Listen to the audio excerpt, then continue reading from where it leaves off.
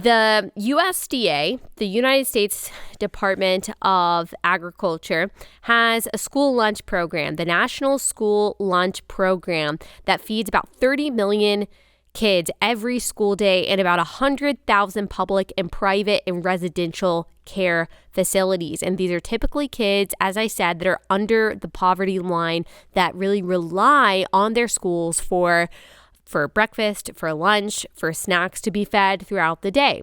Now, they have developed a new rule, the USDA, under the guidance of the Biden administration, that says establishments that accept any of this federal food funding, including food stamps, must allow males who claim to be female to access female private spaces such as showers, bathrooms, and sleeping areas. Such organizations must follow protocols such as requiring staff to use preferred pronouns, so requiring them to lie, and allowing male staff to dress as women while on the job. Religious institutions may qualify for a waiver exempting them from these requirements. No paperwork required, but that is the only exemption that you can hope to have. The Human Rights Campaign is pushing for even narrower religious exemptions for this rule and for a list of organizations who request the exemptions. I'm sure that they'll be super responsible and not at all vengeful and vindictive when it comes to that.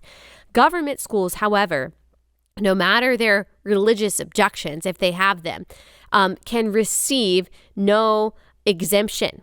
All right, so they are going to withhold money. Let's just be really clear about this.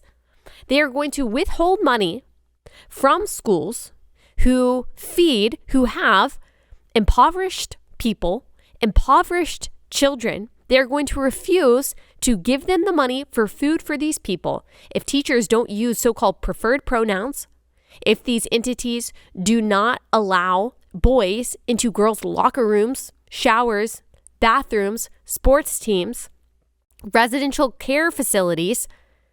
I mean, you are withholding sustenance, nutrition from children who did nothing wrong, who are already vulnerable. Because some schools don't want boys to go into girls' bathrooms, there is nothing more wicked than that. And progressives want to talk to conservatives about having empathy. Where's the empathy here? Where's the love here? How is this anything other than evil? See, here is part of the issue, is that when Obergefell happened in 2015, believe it or not, the majority of Americans, I think it was about 60% of Americans, actually didn't believe in legalizing gay marriage. This wasn't something that was allowed to go through the legislature as it should have, or state legislatures. It was something that happened through a judicial decision, which is not how it should have gone down. A lot of conservatives, worried Christians, talked about the slippery slope. We could not have imagined how slippery the slope would have been, or what was awaiting people at the bottom. I don't think anyone could have even foreseen in 2015, that's only 7 years ago, what gender identity would be. That there would be boys trying to identify as girls and go into girls' private spaces. We have already seen in some cases these boys victimizing girls, like in Loudoun County. We talked about that last year.